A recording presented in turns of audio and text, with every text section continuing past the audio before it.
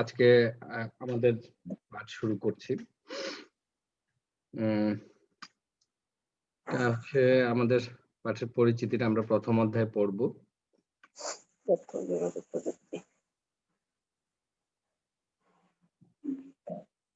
আমরা একটা ভিডিও দেখি।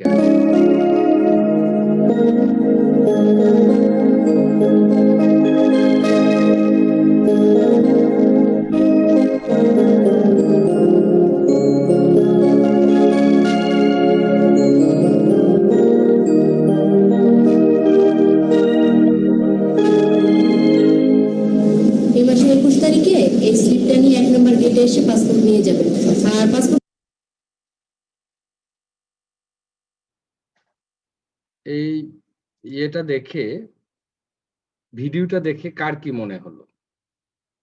আনমিউট করে বলো। ডিজিটাল বাংলাদেশ কি জানি দিল স্যার, মনে হলো ঘুষ দিতেছে। পরে স্যার ক্যামেরা রেকর্ড হইতেছে, এরকম কি বুঝলাম না স্যার কিছু। ডিজিটাল বাংলাদেশ হয়ে গেছে স্যার। এই মূলত ডিজিটাল বাংলা আমরা বাংলাদেশটাতে দেখি আমরা।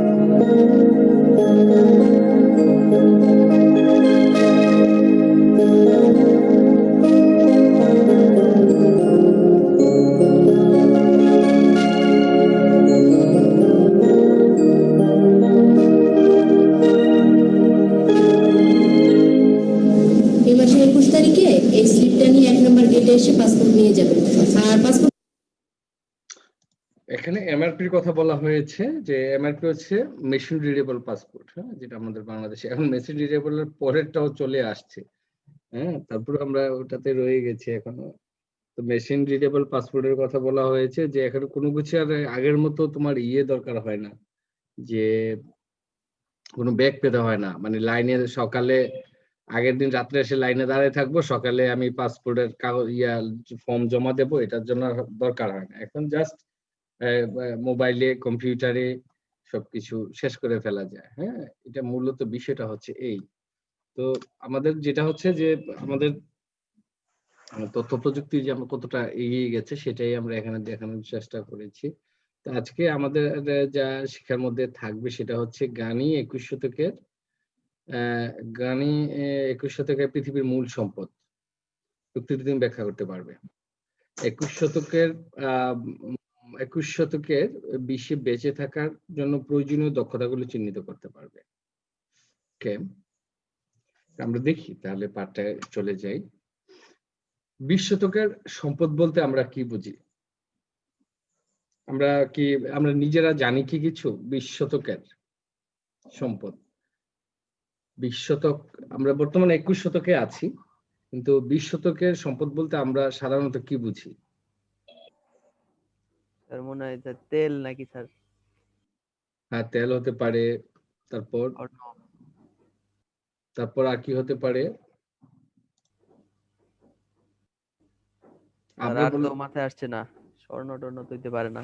কেন হইতে পারে না? স্বর্ণ হইতে পারে, খনিজ সম্পদ হতে পারে, তারপরে তোমার না, তথ্য না, আমি 20 শতকের সম্পদের কথা বলছি। হ্যাঁ, তারপরে তোমার হতে পারে ধান হতে পারে, পাট হতে পারে। হ্যাঁ, এগুলি এই 20 শতকের সম্পদ হিসেবে আমরা চিনি। যেমন আমরা দেখি একটু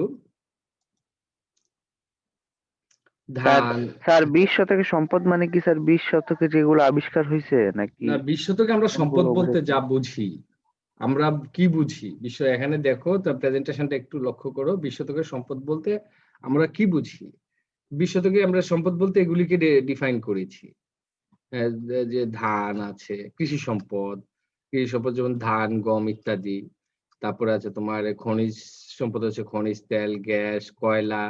তারপরে শিল্প সম্পদ হচ্ছে বাঁশ ও বেত শিল্প, পোশাক শিল্প, জাহাজ শিল্প। এগুলি ছিল তোমার 20 শতকের সম্পদ। 21 শতকের সম্পদ হলো জ্ঞান। 21 শতকের সম্পদ কি? জ্ঞান। কারণ মানুষ হ্যাঁ, জ্ঞান কারণ মানুষ জ্ঞান অন্বেষণ, ধারণ ও ব্যবহার করতে পারে। এক নম্বর কথা হচ্ছে এটা নিয়ে গতকাল ক্লাসে একটু মজাই করেছিলাম। তারপরে তোমার অর্থনীতিটাও জ্ঞানের উপরে ডিপেন্ডই করে। এখন জ্ঞানকে কেন তোমার এই সম্পদ বলা হয়, এটা কি কেউ বলতে পারো?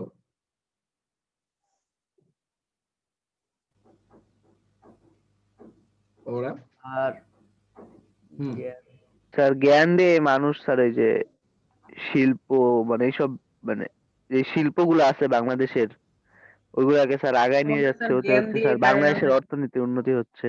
আবার হুম স্যার জ্ঞান দিয়ে মানব সম্পদও তৈরি হচ্ছে sir. Right. yes sir। Thank you. এরপরে কে বলতে চাও? তারপর আবার আবার স্যার অন্যান্য দেশের স্যার যারা শত্রু দেশ আছে তাদের স্যার বিভিন্ন ইনফরমেশন তারা চুরি করে স্যার তাদের বিপক্ষে ব্যবহার করতে পারে, তাদের হুম অ্যাডভান্টেজে কাজে লাগাইতে পারে, এরকম স্যার একটা বিষয় আছে। হুম হুম। মূলত তাহলে আমরা জ্ঞান বলতে আমরা কি বুঝি বলতো? কে বলতে পারো? অন্যরা শুধু বসে থেকো না, একটু কথা বলো, ক্লাসে আমরা এঙ্গেজমেন্ট হই। হ্যাঁ, স্যার ইনফরমেশন নাকি স্যার? ইয়েস, ইনফরমেশন মানে তথ্যই হচ্ছে জ্ঞান। যার কাছে যত বেশি তথ্য আছে সে তত বেশি জ্ঞানী। যার কাছে যে তথ্য আছে তত বেশি জ্ঞানী। আর আর যার কাছে যত বেশি তথ্য আছে সে তত সম্পদশালী। সম্পদ তার তত বেশি। তো একটা গতকাল ক্লাসের মধ্যে একটু মজা করেছিলাম, পৃথিবীর বর্তমানে সম্পদশালী ব্যক্তি কে হতে পারে যদি তথ্যকে বা জ্ঞানকে সম্পদ ধরা হয়? স্যার বর্তমানে তো সবার কাছেই স্যার সম্পদ আছে, সবচেয়ে হাতের বেশি আছে নাগালে কার ফোন, কাছে? গুগল গুগল এগুলা। স্যার। গুগল স্যার গুগল তো সার্চ ইঞ্জিন। মানে স্যার সবার কাছে আছে, যে কেউ ইচ্ছা করলে স্যার গুগল থেকে জেনে নিতে পারে। নিতে পারে সবকিছু, কিন্তু সবকিছু কি পায়? না স্যার, স্যার কিছু তো স্যার একটু আলাদা থাকবে, যেমন স্যার নাসা কিছু টাসা ওদের আলাদাও মতো না, স্যার এরকম কিছু একজন ব্যক্তি আছে মানে নাকি? ওরা তো অনেক প্রকাশ কিছুই করতে নাই চায় না। হ্যাঁ, স্যার। আমি যেগুলা খুঁজি কিছুই পাই না স্যার। সবে আছে। তুমি যা খোঁজো সবকিছুই পাবা। কিন্তু এমন একজন ব্যক্তি আছে যার কাছে সে এভরিথিং আছে, এটা কি জানো? পার্সনটা কে? স্যার কে স্যার? স্যার আহ, আপনি। উই- না, উইকিলিক্স এর যে প্রতিষ্ঠাতা তার নাম কি বলো তো? Michael essence. ইয়েস। তার কাছে কি নাই তুমি বলতে পারো? সবারে ধরা খাওয়াই দিছে। কে স্যার কখন উইকিলিক্স। করছে স্যার হয়। তার নাম শুনি নাই জীবনে স্যার। কেন? First sir. এই স্যার যে নামটা একবার বলেন স্যার। আমি বলি নাই, তোমাদের মধ্যে একজন বলেছে। হ্যাঁ, স্যার কে ওই যে বলেছে? সাবিত নামটা একবার এলিমেন্ট একটু স্যার, বলতে ওই যে বলেন। গুতাগুতি করে স্যার। মাইকেল এসেন্স। উম, মাইকেল না, জুলিয়ান অ্যাসাঞ্জ।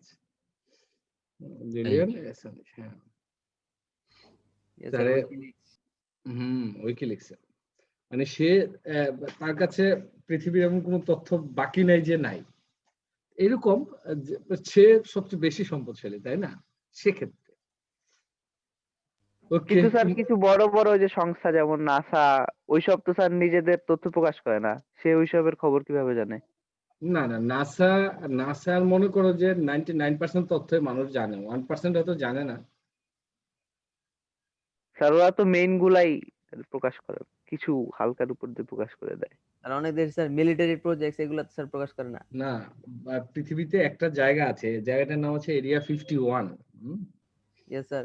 এরিয়া 51 সম্পর্কে, ভেতরের সম্পর্কে কেউ বলতে পারে এমন কোনো মানুষ নাই। আছে, আমেরিকার ডিফেন্সে কিছু কিছু লোক আছে যারা এরিয়া 51 সম্পর্কে জানে।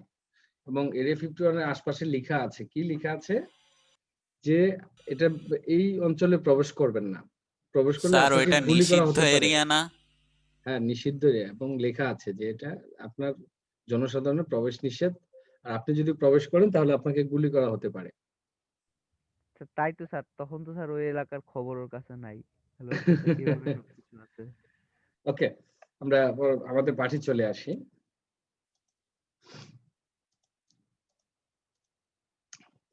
পৃথিবীর সম্পদ হচ্ছে সাধারণ মানুষ। কারণ কি?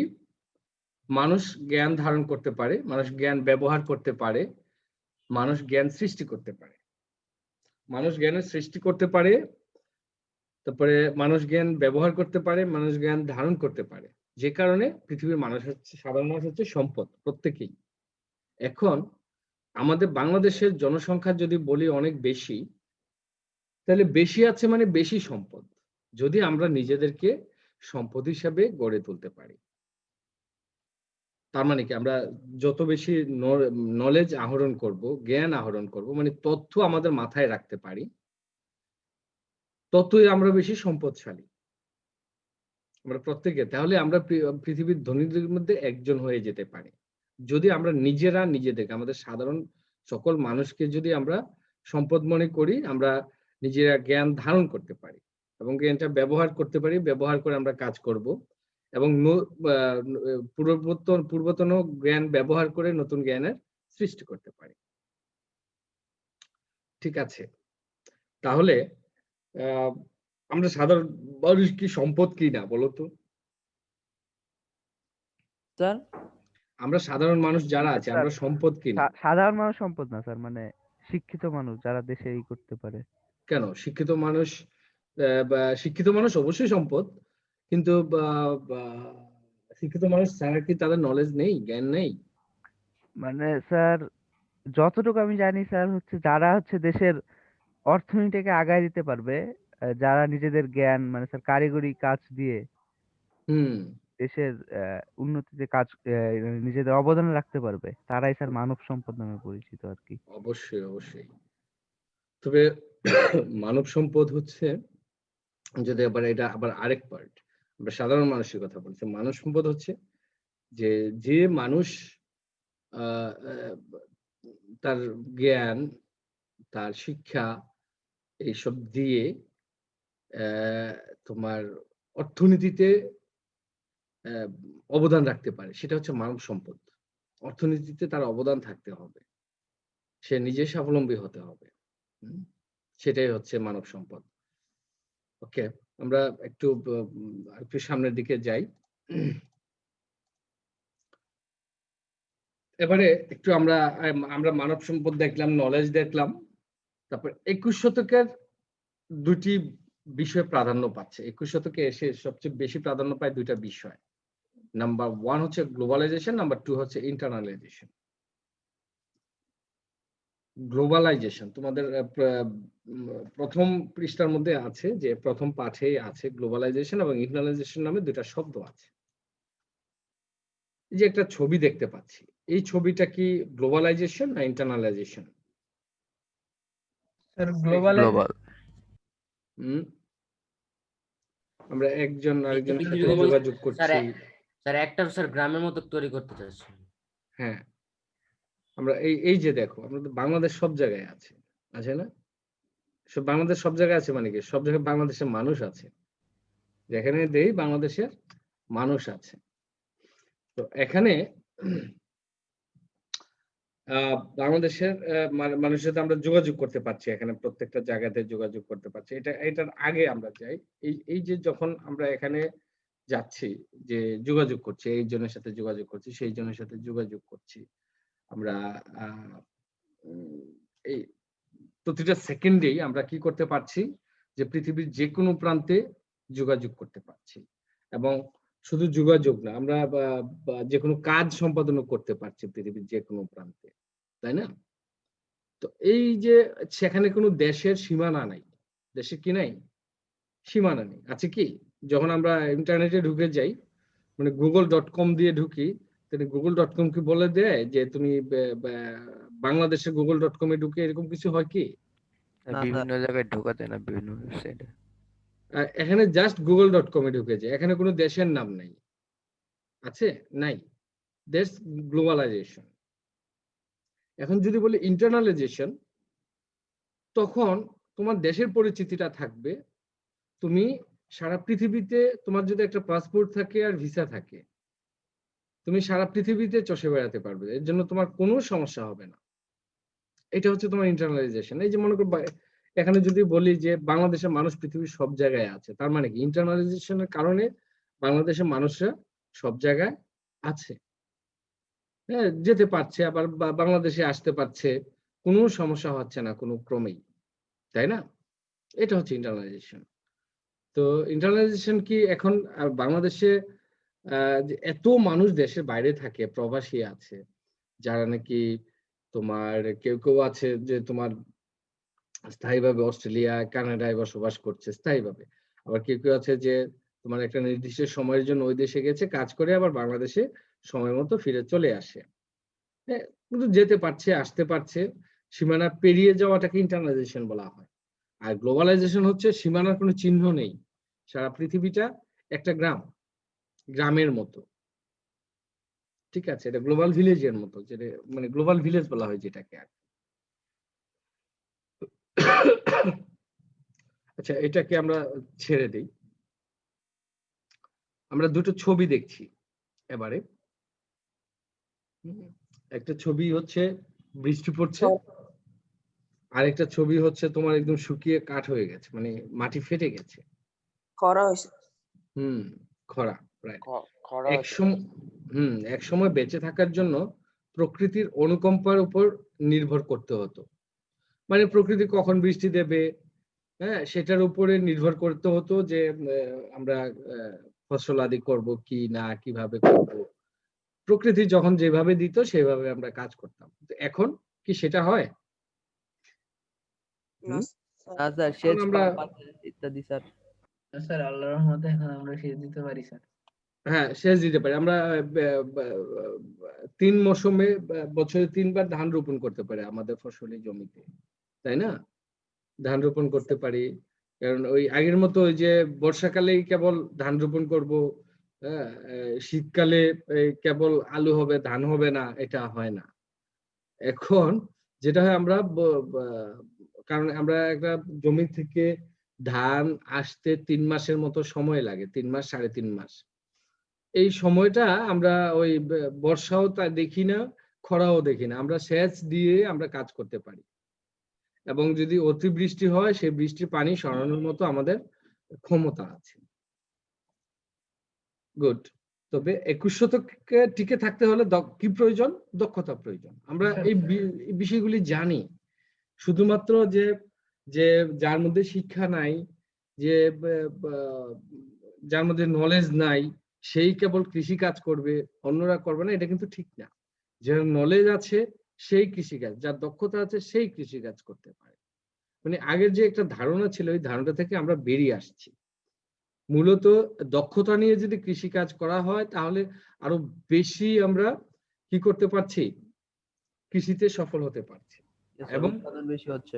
উৎপাদন বেশি হচ্ছে। এবং দেখো আমরা এত বড় অতিমারি গেল, এত যাচ্ছে, সমস্যা যাচ্ছে, আমরা আমাদের বাংলাদেশে কি কোনো সময় কোনো ক্রমে কোনো খাদ্যাভাব দেখা দিয়েছে? না, দেয়নি, কখনো দেয়নি। তো এই বিষয়টা হচ্ছে কি, আমাদের দেশের মানুষের, সাধারণ মানুষের দক্ষতা তৈরি হয়েছে।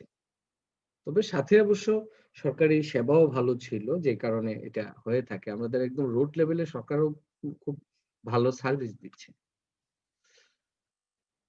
তাহলে 21 শতকের জন্য প্রয়োজনীয় দক্ষতা কি কি হতে পারে?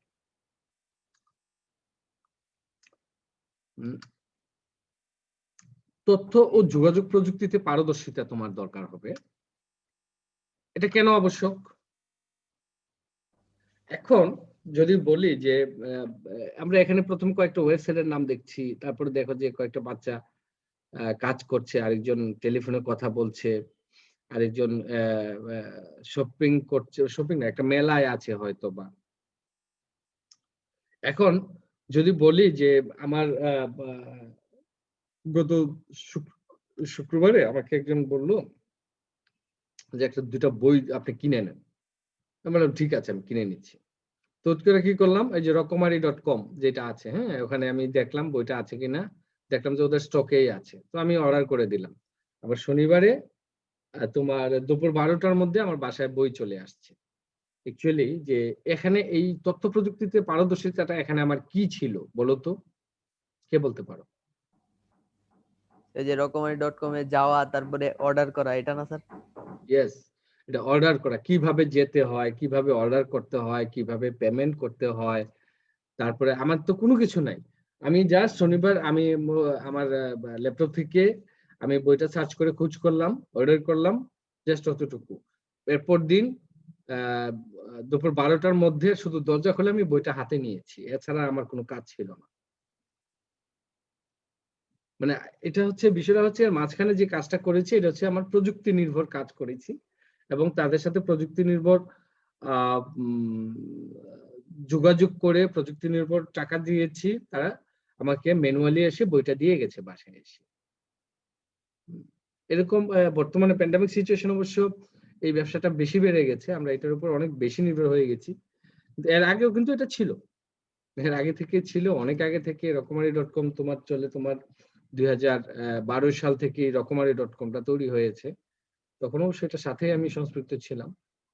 তো এখন দেখো ওই যে আজকে ডিএল আছে, তোমার এখনই.কম আছে, প্রিয় শপ আছে, ক্রিকেটবিডি.কম আছে, বিক্রয়.কম আছে, তারপরে বর্তমানে বাংলাদেশে যেটা সবচেয়ে বেশি বা চলছে সেটার নাম কি? দারাজ। দারাজ। দারাজ। দারাজ চলছে, হ্যাঁ, খারাপ না অবশ্য, তবে কিছু কিছু দুর্ঘটনা ছাড়া দারাজ কিন্তু ভালোই সার্ভিস দিচ্ছে। তারপরে তোমার কম্পিউটার চালানোর দক্ষতা, যেমন তুমি অবশ্যই সম্পদ, এই কারণে তুমি কিন্তু কোনো প্রযুক্তি ব্যবহার করে তুমি ক্লাসের সাথে যুক্ত হয়েছে, তার মানে কি তোমার প্রযুক্তিতে কিছুটা হলেও পারদর্শিতা রয়েছে, ঠিক আছে? সেটা হচ্ছে এই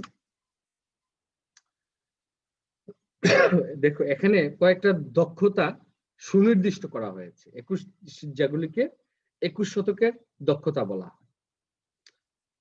পারস্পরিক সহযোগিতা, সমস্যা সমাধানে পারদর্শিতা, বিশ্লেষণী চিন্তন দক্ষতা, সৃজনশীলতা, তথ্য প্রযুক্তি যন্ত্র ব্যবহারের পারদর্শিতা, তারপরে যোগাযোগ দক্ষতা, সুনাগরিকত্ব। এগুলো হচ্ছে দক্ষতা, মানে সুনির্দিষ্ট কিছু দক্ষতা আছে।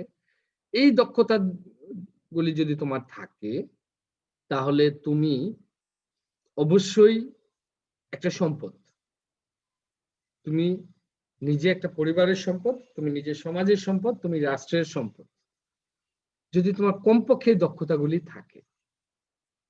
আবারও আমি এই দক্ষতাগুলি আরেকবার পড়ছি, সেটা হচ্ছে পারস্পরিক সহযোগিতা, সমস্যার সমাধানে পারদর্শিতা, বিশ্লেষণী চিন্তন দক্ষতা, সৃজনশীলতা, তথ্য ও প্রযুক্তি যন্ত্র ব্যবহারে পারদর্শিতা, যোগাযোগ দক্ষতা, সুনাগরিকত্ব।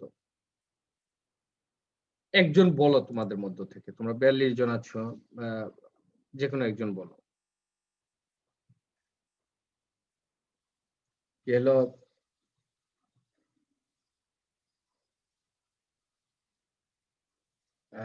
রাতুল তুমি বলো। রাতুল, তোমরা কি আমার কথা শুনতে পাচ্ছ না? ইয়েস স্যার, শুনতে পাচ্ছি স্যার। বলো তো একটু দক্ষতা সমূহ। পারস্পরিক সহযোগিতা, সমস্যা সমাধানে পারদর্শিতা, বিশ্লেষণী চিন্তন দক্ষতা, সৃজনশীলতা, তথ্য ও যোগাযোগ প্রযুক্তি ব্যবহারে পারদর্শিতা, যোগাযোগ দক্ষতা, সুনাগরিকত্ব। ইয়েস, তথ্য ও যোগাযোগ প্রযুক্তি যন্ত্র ব্যবহারে পারদর্শী, তথ্য প্রযুক্তি যন্ত্র ব্যবহারে পারদর্শিতা যেটা বোঝায়, এটা অবশ্যই আমাদের আছে, যে কারণে আমরা ক্লাসে যোগদান করতে পেরেছি, তাই না? এটা এটা এটা কিন্তু একটা যন্ত্র ব্যবহারের পারদর্শিতা, আরো আছে। এখন যদি বলা হয় যে তুমি এই একটা কারখানার একটা মেশিন চালাবে, প্রযুক্তির টেকনিক্যাল যন্ত্র চালাবে, সেটা নিশ্চয়ই যদি না জানো তাহলে চালাতে পারবে না, তাই না? তারপরে তোমার কম্পিউটার ব্যবহার করে তোমাকে বলা হলো একটা প্রোগ্রাম লিখতে, এখন তুমি প্রোগ্রাম জানো না, তুমি কি লিখতে পারবে?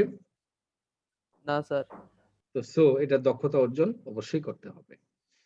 দক্ষতা অর্জন করলে তুমি তোমার সমাজে বা রাষ্ট্রে তোমার গুরুত্ব, তুমি যদি একটা যে কোনো দক্ষতা তুমি অর্জন করো, পারদর্শিতা অর্জন করো, তো মানে প্রত্যেকটা দক্ষতা পারদর্শিতা অর্জন করলা মানে তুমি দেশের কাছে আরো গুরুত্বপূর্ণ, সমাজের কাছে আরো গুরুত্বপূর্ণ হয়ে গেলা, বা পরিবারের কাছে আরো গুরুত্বপূর্ণ হয়ে গেলা। নিজেকে সর্বোচ্চ শিখরে আরোহণ করানোর জন্য তোমাকে অবশ্যই কি করতে হবে? দক্ষতাগুলো অর্জন করতে হবে। আর প্রতিটি দক্ষতারই তোমার অনেকগুলি পার্ট আছে, প্রত্যেকটা পার্টে দক্ষ হতে পারবে এমন কোনো কথা নেই, তবে চেষ্টা করতে হবে, তুমি যতক্ষণ সম্ভব তোমাকে সর্বোচ্চ শিখরে আরোহণ করাতে হবে। ওকে।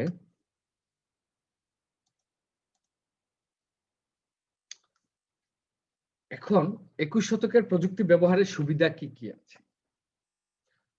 কি কি সুবিধাটা দেখো, আমরা যদি দেখি তথ্য সংগ্রহ, তথ্য বিশ্লেষণ, তথ্য সংযোজন, তথ্য মূল্যায়ন, নতুন তথ্যের সৃষ্টি। নতুন তথ্যের সৃষ্টি হয় এখান থেকে। একটা প্রথমে তথ্য সংগ্রহ করব, সেই তথ্য সংগ্রহ করে করে করে করে আমরা একটা নতুন তথ্যের সৃষ্টি করব। এর মধ্যে কি করতে হয়? তথ্য বিশ্লেষণ করতে হয়, তথ্য সংযোজন করতে হয়। সংযোজন কখন করতে পারো তথ্য বলো তো, একটু বুদ্ধি খাটিয়ে কেউ। তথ্য সংযোজন কখন করা যায়? যখন আমি নতুন তথ্য পাবো স্যার। না, যখন তুমি কোনো তথ্য জানো তখন তুমি তথ্য সংযোজন করতে পারবে। তথ্য তো তুমি একবার সংগ্রহ করেছো। এখন এই কথাটা এখানে এইভাবে বলা হয়েছে যে তুমি তথ্য সংগ্রহ করছো, যেটা সংগ্রহ করছো সেটা বিশ্লেষণ করছো, এবং বিশ্লেষণ করে বিশ্লেষিত তথ্যের সাথে তুমি তথ্য সংযোজন করছো। তার মানে কি, তোমার জানা তথ্য বা জ্ঞান আছে যেটা, তুমি সেটা সংযোজন করছো, এবং সেটা সংযোজন করে সেটা কি করছো, তথ্যটা মূল্যায়ন করছো। তথ্যটা মূল্যায়ন করে নতুন একটা তথ্যের তুমি সৃষ্টি করছো। এটাকে বলা হয় তোমার কোনো গবেষণা। আমরা যখন গবেষণা করি, গবেষণাটা এই পদ্ধতিতে হয়ে থাকে যে তথ্য সংগ্রহ করি, তথ্য বিশ্লেষণ করি, তথ্য সংযোজন করি, তথ্য মূল্যায়ন করি, নতুন একটা তথ্যের সৃষ্টি করি। এখন নতুন একটা তথ্য আমার কাছে আসছে বা নতুন একটা কিছু আমি তৈরি করেছি, হ্যাঁ, তো সেটা দ্বারা আমার কি হয়?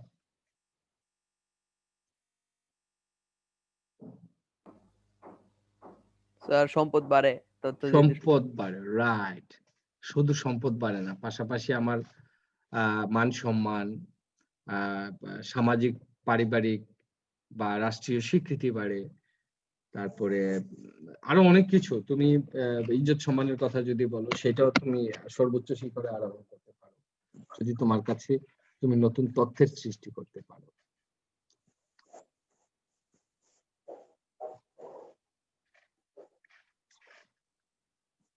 তুমি কি মনে করো জ্ঞান ভিত্তিক সমাজ গঠনে আইসিটির দক্ষতা আবশ্যক? কেন আবশ্যক কেউ বলতে পারবে?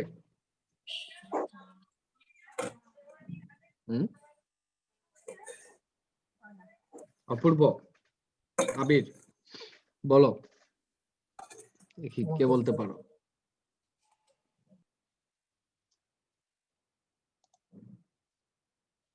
কি ব্যাপার, তোমরা সবাই মিউট হয়ে গেলে? একটা বলি স্যার। হ্যাঁ বলো। স্যার বর্তমানে যেহেতু তথ্যই সম্পদ, তাহলে আমাদের অধিক অধিক পরিমাণ তার তথ্য সংগ্রহ করতে হবে ফার্স্টে, যেহেতু প্রথম ধাপ তথ্য সংগ্রহ। তো হুম সেই হুম সংগ্রহের জন্য স্যার আমরা বিভিন্ন বই ঘাটাঘাটি করতে অনেক সময় লাগে স্যার। এই হুম কারণে আইসিটি যদি জানা থাকে তাহলে স্যার আমরা গুগল কিংবা বিভিন্ন অনলাইন প্ল্যাটফর্ম থেকে খুব সহজেই তথ্য সংগ্রহ করতে পারি অনেক দ্রুত। হুম এটা একটা আমার মাথায় আসছিল স্যার। হুম। আর কে বলতে পারো? আর কে বলতে পারো? আর কে বলতে পারছো না?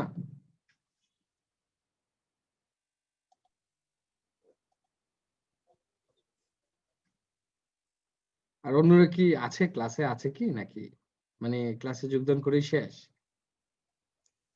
না স্যার, আসি স্যার। হ্যাঁ, স্যার আসি স্যার। থাকলে তো কথা বলতেছো না কেন? স্যার আসি স্যার। অপূর্ব, হ্যাঁ তুমি জি স্যার। বলো, তুমি একটু বলো।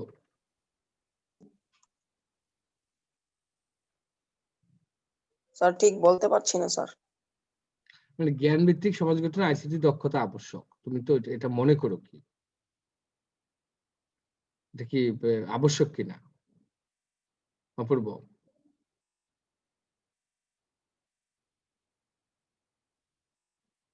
তো তোমরা তো আসলে, আমি বুঝতেছি না যে অনলাইনে আছো কিছু, কিভাবে তোমাদেরকে ধরতে পারবো। তোমরা মনে করছো যে তুমি মিউট হয়ে গেলে তুমি শেষ, তুমি বেঁচে গেলা, ডাকলে কথা শুনতে হবে।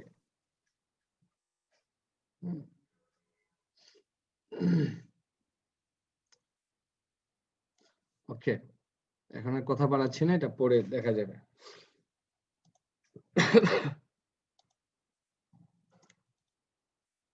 আচ্ছা, আমরা এই পার্টটাতে আমরা পরে যাব। উল্লেখযোগ্য ব্যক্তিত্ব যারা আছে, এটা আগামী নেক্সট ক্লাসে আমরা এটা করব। উল্লেখযোগ্য তথ্য যোগাযোগ প্রযুক্তি বিকাশে উল্লেখযোগ্য ব্যক্তিত্ব, এটা নিয়ে আমরা তো আগামী ক্লাসে আলোচনা করব। ঠিক আছে, কারণ ওই ব্যক্তিরা যেটা করেছেন যে একে একে এমন কিছু কিছু যন্ত্রপাতি আবিষ্কার করেছেন, হ্যাঁ, যে আবিষ্কার করার ফলে প্রযুক্তির বিকাশে ওরা অবদান রেখেছেন, মানে উল্লেখযোগ্য অবদান রেখেছেন। মানে তাদের কথা যে সবসময় আমরা মনে রাখি, স্মরণে রাখি এবং আমরা তাদের কাজগুলিকে সবসময় অনুসরণ করি। এরকম কিছু ব্যক্তি আছে, তাদেরকে নিয়ে আমরা আগামী ক্লাসে আলোচনা করব। স্যার, হ্যাঁ, স্যার আপনার লার্নিং ওয়েবসাইটের লিংকটা একটু দিয়ে দেন স্যার। কেন? স্যার দেখবো স্যার।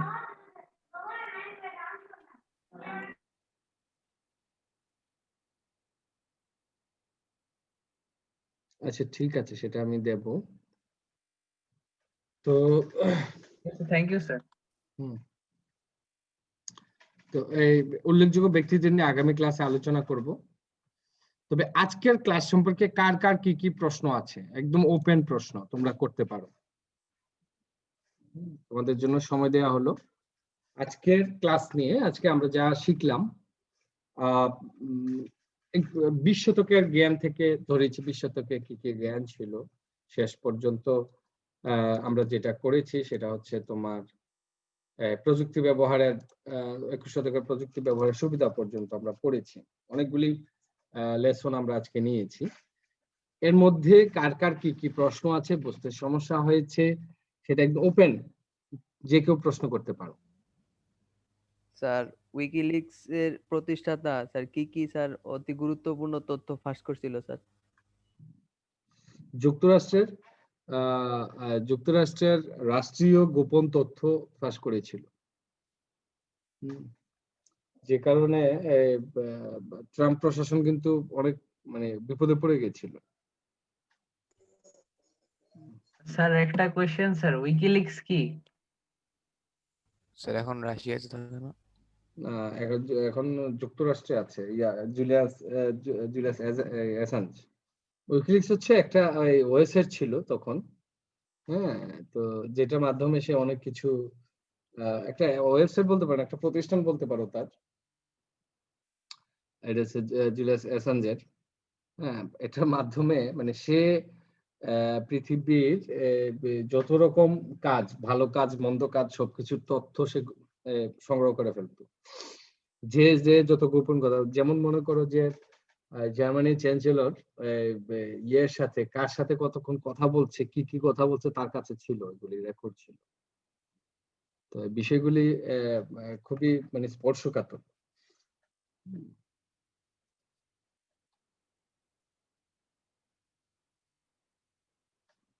এটা হচ্ছে মূলত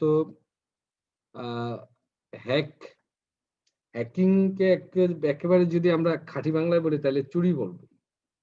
ঠিক আছে, মানে তথ্য চুরি করে নিয়ে যাওয়া, মানে কোনো একটা ওয়ে আছে, ওয়েটা বের করে বা ওয়েটা তৈরি করে সেই তথ্যটা চুরি করে নিয়ে গেছে। হ্যাঁ, সেটা হচ্ছে জুলিয়াস অ্যাসাঞ্জ। এটা অনেকেই করে থাকে এখন, হ্যাকিং করে। হ্যাঁ, এই আর কারো কোনো প্রশ্ন আছে কিনা?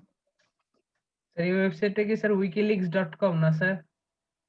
এত কিছু জানার দরকার নাই তো, এটাকে ছেড়ে দাও বিষয়টাকে, জাস্ট এই সম্পর্কটাতে জানো, সেটাতে থাকো। কারণ বেশি আবার জানলে সমস্যা আছে, আবার তোমার আবার জানার আগ্রহ হতে পারে, এগুলি আগ্রহ না হয় বেটার তোমার। আমি স্যার একটা ওয়েবসাইটে ঢুকছি স্যার এখন স্যার। আচ্ছা,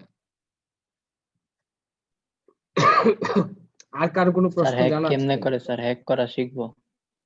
না, হ্যাকিং ভালো না, হ্যাঁ, হ্যাকিং ভালো না, হ্যাকিং শিখার চিন্তা করা উচিত না। তোমরা চিন্তা করা উচিত যে সামথিং নিউ ক্রিয়েট, তুমি নতুন কিছু একটা তৈরি করো। আগে তৈরি করা আছে, এইটাকে তুমি নতুন করে তৈরি করে দেখা যায় তোমার মতো হয়ে গেছে। স্যার আমার একটা কোশ্চেন ছিল স্যার। হ্যাঁ, অবশ্যই। স্যার এটা স্যার একটু বাইরের কোশ্চেন স্যার, মানে স্যার এই স্যার প্রোগ্রামিং ল্যাঙ্গুয়েজ গুলো যে স্যার এগুলো কিভাবে তৈরি করে স্যার? প্রোগ্রামিং ল্যাঙ্গুয়েজ তৈরি করে কিভাবে, ওইটাও Yes, একটা sir. এটাও একটা প্রোগ্রামিং ল্যাঙ্গুয়েজ ব্যবহার করে তৈরি করে, বা ওরা বা কিছু লজিক আছে, যে লজিক গুলো ব্যবহার করে একটা অন্য একটা এখন বর্তমানে যেটা একটা প্রোগ্রামিং ল্যাঙ্গুয়েজ দিয়ে সেটা তৈরি করতে হয়। কি স্যার যে কেউ পারে? ল্যাঙ্গুয়েজ তৈরি করাটা পারবে না কেন, যে কোনো মানুষই তো তৈরি করে, তাই না? তুমি যদি আহ প্রযুক্তির সর্বোচ্চ শিখরে আরোহণ করতে পারো, তুমিও পারবে, সমস্যা নেই। কারণ এই লিনাক্স একটা অপারেটিং সিস্টেম ছিল, আছে এখন, যেটা নেটওয়ার্কের জন্য সবচেয়ে বেস্ট, যা ব্যবহার করে যা তৈরি করেছে একটা 21 বছরের ছেলে, যেটা উইন্ডোজকে পাল্লা দিয়ে সেটা পৃথিবীতে সর্বোচ্চ এখন চলতেছে নেটওয়ার্কের জন্য, সর্বোচ্চ। কি স্যার সেটা? Linux server operating system. Sir এটা হুম, সার্ভারে স্যার এই অপারেটিং সিস্টেমটা বেশি ইউজ হয়। হ্যাঁ হ্যাঁ। স্যার এই অপারেটিং সিস্টেমের নাম কি স্যার? এটা কোন ডিস্ট্রো স্যার? লিনাক্স। শুধু লিনাক্স? হ্যাঁ, লিনাক্সের বিভিন্ন ভার্সন আছে। লিনাক্সের যেটা তোমার নেটওয়ার্কের জন্য একটা ভার্সন আছে, জেনারেল চালানোর জন্য উবুন্টু একটা ভার্সন আছে, বা এরকম অনেক ভার্সন আছে বিভিন্ন রকম। স্যার ও মানে স্যার ও যেটা তৈরি করছে স্যার ওই মানে ডিস্ট্রোটার নাম কি স্যার? কোনটা? ওইটা ডিস্ট্রো না, কার্নেল বানাইছিল ওইখানে। কার্নেল বানাইছিল, হ্যাঁ হ্যাঁ, এই তো জানো তো। ওকে সামি আমাকে দিস তো লিংকটা, মানে কোথা থেকে ডাউনলোড করতে হবে? ওকে, এনাদার কোনো কোশ্চেন? স্যার কারো কোনো প্রশ্ন আছে কি? স্যার আরেকটা কোশ্চেন ছিল হ্যাঁ, স্যার, ফেসবুক তারপরে স্যার তাদের যে যত সার্ভিস আছে সব স্যার ফ্রিতে দেয় কেন স্যার?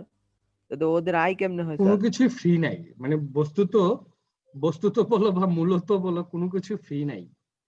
হ্যাঁ, তোমাকে অ্যাড দেখিয়ে তারা টাকা ইনকাম করছে, তোমার ব্যান্ডউইথ ব্যবহার করাচ্ছে, তোমাকে তুমি যদি ব্যান্ডউইথ ব্যবহার না করো তুমি তো ফেসবুক দেখতে পারবে না। তোমাকে ফ্রি জিমেল দিচ্ছে, তুমি ব্যান্ডউইথ ব্যবহার না করলে তুমি কি জিমেল ব্যবহার করতে পারবে? পারবে না। No sir. দেখো দেখো যে সাথে জিমেলের সাথে অ্যাড চলে আসতেছে, বিজ্ঞাপন চলে আসতেছে। ফেসবুকে দেখো যে তোমার স্পন্সর অ্যাড চলে আসতেছে। স্পন্সর অ্যাড ছাড়াও ফেসবুকের নিজস্ব তাদের জি স্যার তাদের অ্যাড আছে স্যার ফেসবুক আইডি। হ্যাঁ, তো এখন কথা হচ্ছে কোনো কিছু মূলত ফ্রি না, তোমাকে দিয়ে ব্যবসা করছে, মূলত তোমাকে দিয়ে সে ব্যবসা করে নিচ্ছে মূলত, বা বস্তুত কোনো কিছুই ফ্রি না।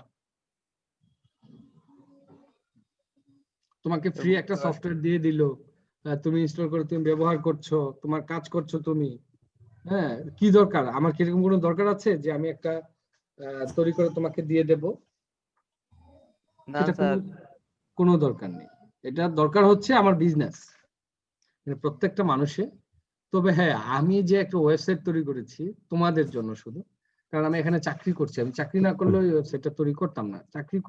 চাকরি করছি বলে তোমাদেরকে সর্বোচ্চ সেবা দেওয়া বা সার্ভিস দেওয়ার জন্য আমি একটা ওয়েবসাইট তৈরি করেছি। এটা হচ্ছে যে তোমাদের জন্য আমি তৈরি করেছি, এটার জন্য আমার কোনো এরকম কোনো স্বার্থ ছিল না। ওকে, আমি তোমাদেরকে ওয়েবসাইটটা তোমরা চেয়েছিলে, আমি ওয়েবসাইটের অ্যাড্রেসটা দিয়ে দিচ্ছি।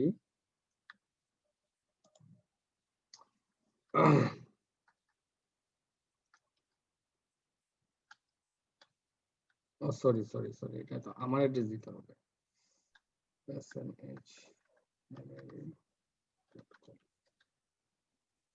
এই ওয়েবসাইটের মধ্যে তোমরা এই যে তথ্য, আমার কিছু তোমাদের বিষয় সম্পর্কিত তথ্যগুলি পাবে, এখান থেকে নিতে পারবে। হ্যাঁ, তোমরা কি দেখতে পাচ্ছ? না স্যার। দেখা যায় না না? স্যার। না স্যার দেখি নাই স্যার। দেখতে পাচ্ছ না? এবারে দেখতে পাচ্ছ? জি স্যার এবার স্যার হ্যাঁ স্যার দেখাচ্ছে স্যার। জি স্যার এখন দেখাচ্ছে স্যার। ওকে, ইয়েস স্যার, ডোমেইনটা দেখতে পাচ্ছি। তো আজকের মতো আমরা শেষ করি, কি বলো?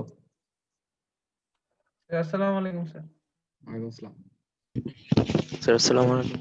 আসসালামু আলাইকুম স্যার। রাস্তা